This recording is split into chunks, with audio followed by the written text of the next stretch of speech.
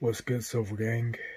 It's Wave Silver, and today we're gonna be reacting to my experience having a panic attack by Yangdong the Sauce God. The link to the original video will be down in the description. Let's get it.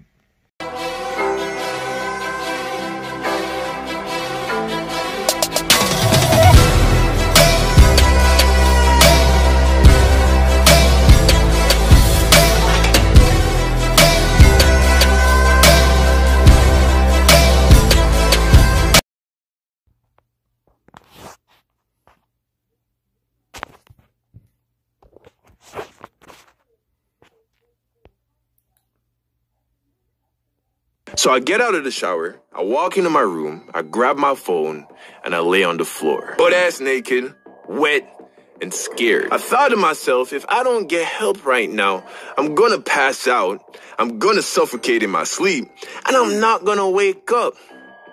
I type 911 in my phone.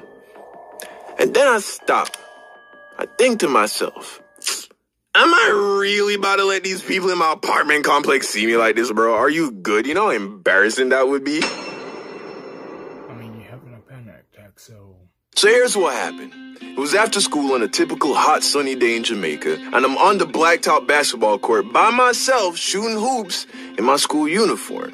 So there I am, doing my thing, when through the corner of my eye, I see a familiar face walking up to the court. And I knew what he wanted. He wanted to shoot around. Now, if it was anyone else, I would have gladly welcomed the company. But fuck this guy. So you just watched a scene from one of my upcoming animations confronting the high school bully.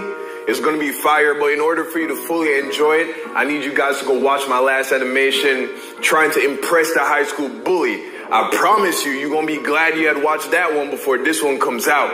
It's 14 minutes long, and it's very entertaining. Link in the description. Go check it out, and that way when I drop this next animation coming out very soon, you're gonna love it. Alright? Cool. Go watch the video. Peace. I used to think that people who complain about anxiety were just weak people. You remember that scene from The Dark Knight Rises where Bane is like, "Oh, you think darkness is your ally. You've merely adopted the dark. I was born in it.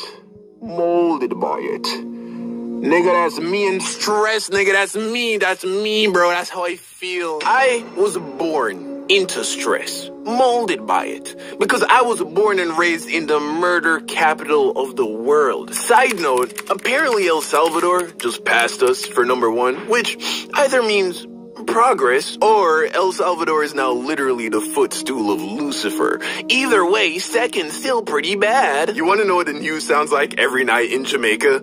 Death, death, murder, murder, death. Also, the cricket team is doing really well. Breaking news, there has just been more death and also murder. Like, just Google images Jamaican house, bro. They all got bars on the windows and doors, all of them. That's so you can keep all the death, murder outside your house.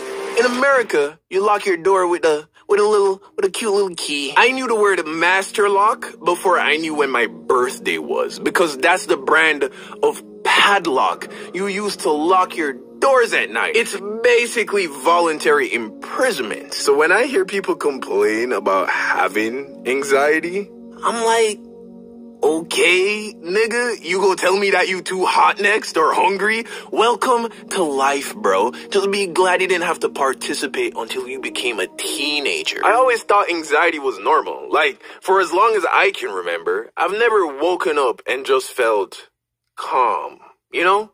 Like, from the moment I open my eyes, it's just pressure, deadlines, relationships, expectations, money, family obligations. I always felt like I was either running from something or trying to catch something. What that something is, I don't fucking know. All I know is that I just gotta keep running. And this is the way that I've lived my life. Thinking stress, worry, and anxiety are simply burdens that all who pursue excellence must beer. And anyone who complains about it, or even go as far as to say they have panic attacks, are just not cut out for the honest brutality of life.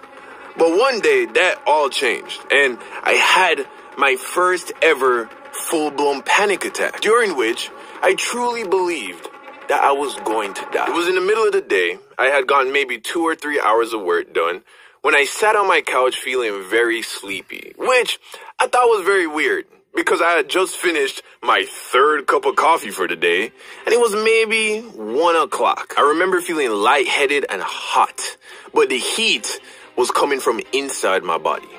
So I laid down on the couch and closed my eyes, and within minutes, I passed out. I don't know how much time passed, maybe 30 minutes to an hour, when I was awoken by this pulsating thud in my head. I sit up, and I feel like I just ran a marathon. My heart was racing, I was out of breath, which immediately alarmed me because I was just asleep. Quickly, I realized that I couldn't breathe. Sound familiar? Something told me it wasn't AFib though. If you don't know what AFib is, go watch the Night My Heart Stopped Beating video. I actually thought, yo, I might have just caught the sickness, bro. You know the one. The reason why everybody gotta wear a mask now. I started regretting all the shit I talked about, how I think the whole thing is overblown and a waste of time and money. I started praying to God to save me from the disease. I get up, super lightheaded, and I make my way to the bathroom. And then I look in the mirror. Bro, my eyes were more red than the most red they had ever been from hitting the dankest of danks. At this point, I realized that my brain wasn't getting any oxygen. Shortness of breath, lightheadedness, red in the eyes. That's what a dude looks like when he's getting choked out in MMA. Hey, you. Yeah, you. I get undressed and I hop in the shower, hoping the cold water hitting my skin will help with the inflammation in my lungs.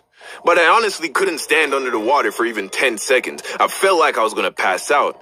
So I get out of the shower, I walk into my room, I grab my phone, and I lay on the floor. Butt-ass naked, wet, and scared. I thought to myself, if I don't get help right now, I'm going to pass out, I'm going to suffocate in my sleep, and I'm not going to wake up.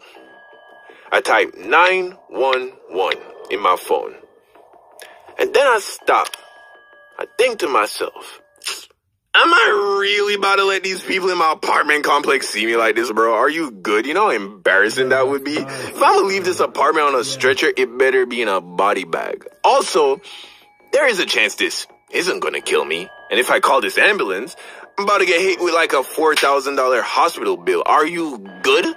Nah, bro. If I'ma die, just let me die. That's dead ass how I felt. So once I accepted that this might be the end, I got up and I put on some boxers and sweatpants because if I was going to be found dead, I didn't want to be naked. So there I lay on the floor, waiting for me to either pass out or for things to start getting better. And as I lay there contemplating death, I learned a few things about myself. One, I noticed that I didn't particularly want to talk to anyone. Not my mom, my dad, my sister, my friends, nobody. I just wanted to be alone. Which I thought was weird, you know? Because you always hear that people want to die being surrounded by those they love. But to be honest, I liked the fact that I was alone. What do you think that was about? I don't know. Comment below. Two, I noticed I had no regrets. No feelings of, damn, I never got married, never had a kid, never bought a house, never made X amount of money, never visited Japan. All things I wanted to experience, but I didn't feel like I was missing out on anything. Which I also thought was weird, right? They say live life every day like it's your last. But when I thought it was about to be over, I realized, to me, nothing actually mattered. At least that's how I felt. And I'm not trying to bum you out, okay? This is not a sad story. I love life. I don't want to die. I have a ton of plans for the future. I live as healthfully as I can so that I can have a long and healthy life. I'm just telling you how I felt when I thought I was about to die. Anyway, I decided to call somebody, right? My co-host from my podcast, The Thrill. And I told him what was going on. At first, he thought I was joking, but he quickly realized that I was serious. And then he told me to call 911, to which I replied no. And that if he doesn't hear from me in like a day, it probably means I'm dead. I don't know what that means. Like, I'm the happiest I've ever been in my life. I'm the most grounded, the most spiritual I've ever been. I guess I just found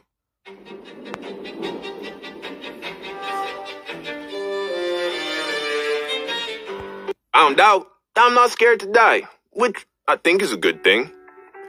Anyway, as I lay there in acceptance, I noticed that my heart rate started to slow down, and I gradually became able to breathe again. I get up, I sit on my bed, and in like an hour, I returned to feeling 100%, which told me that this wasn't the sickness. And as I sat there, I started to think about what could have caused this. First, I realized what it was. It had to be a panic attack. Because one, I knew it wasn't a disease, because you don't get super sick and then completely cured within the space of an hour. Two, I knew it couldn't have been an allergic reaction because I didn't eat anything out of the ordinary. Also, I'm not allergic to anything. And three, I didn't think it was a coincidence that the closer I got to accepting death, the more my symptoms went away. So now I'm trying to figure out what causes panic attack. You know, there was nothing crazy going on in my life. There were no tragedies, no emergencies. And this may sound strange, but my intuition told me that it was the coffee. In fact, I felt like my body at that point had been telling me for weeks that coffee was really starting to hurt me.